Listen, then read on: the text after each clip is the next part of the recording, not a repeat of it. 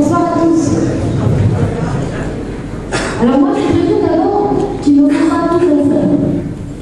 La nationalité, la citoyenneté, l'identité.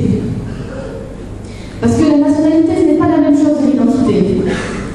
Et là, sur la question du drapeau, sur quel registre sommes-nous? Nous ne sommes pas dans le registre de la nationalité, parce que nous en avons une, c'est la nationalité française.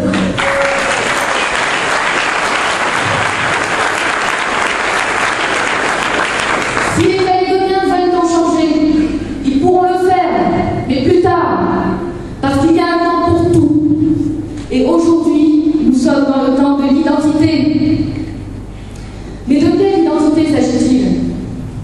Il ne s'agit pas de nos identités individuelles, multiples.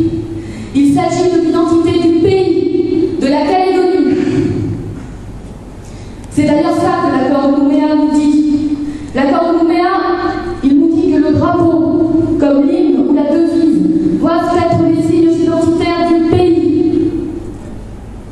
Il ne faut pas avoir peur du drapeau commun. Parce que la situation actuelle, qui consiste à dresser deux drapeaux en vis-à-vis l'un de l'autre et à vouloir s'en tenir là, c'est tracer le chemin d'une partition géographique, culturelle, politique. Et à lire certaines plumes du parti de M. Frogier, le mélange des sangs ne peut être ici celui des cultures. Le dégradé de nos couleurs ne pourrait se retrouver dans un seul drapeau. Pourquoi?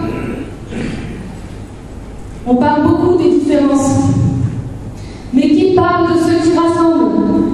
Qui parle de ceux qui partagent leur vie, leurs attaches familiales, affectives, professionnelles? Entre le village, la tribu et la ville. Pourquoi un drapeau ne pourrait-il traduire ce que nous avons dans nos veines, dans nos familles, dans nos écoles, dans nos assiettes? C'est-à-dire toutes les cultures de ce pays et un seul cœur calédonien.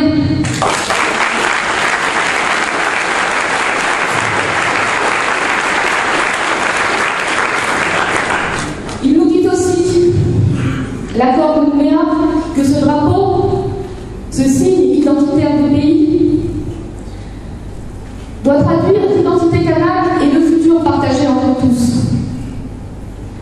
Pour ce qui est de l'identité kanak, il en remet très nettement les composantes. Il parle ainsi du lien à la terre, des langues, du statut civil kanak. Et il prévoit toute une série de mesures pour faire passer toute cette tradition de la sphère de la coutume à celle de la loi.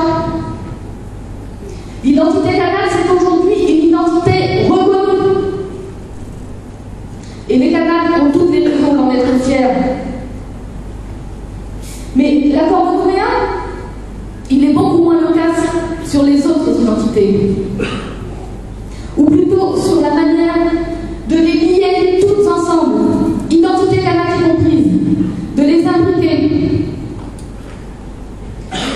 Pour ce qui est du destin commun, l'accord de Nouméa, il laisse aux Calédoniens la voie libre pour tracer leur chemin. Alors, qu'est-ce que nous voulons, nous, ici, collectif du drapeau commun?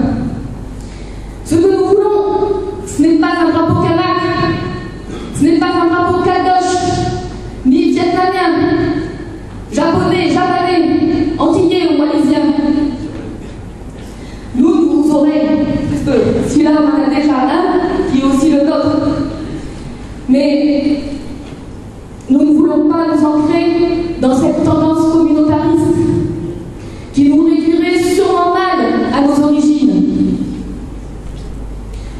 Ce que nous voulons, c'est le drapeau d'une Calédonie une, fière, forte et solidaire.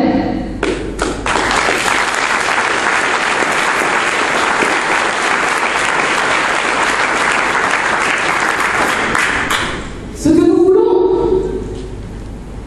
c'est un drapeau qui traduise cette synthèse supérieure dont a parlé tout récemment un collectif d'enseignants. Cette synthèse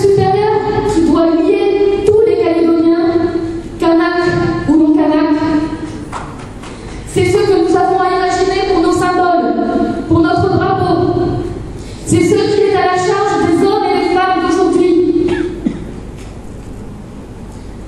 Malgré tout, certains de nos politiques se comportent comme de mauvais artistes en manque d'inspiration devant une page blanche. Mais ce que nous avons à écrire, ce n'est pourtant pas tout à fait une page blanche.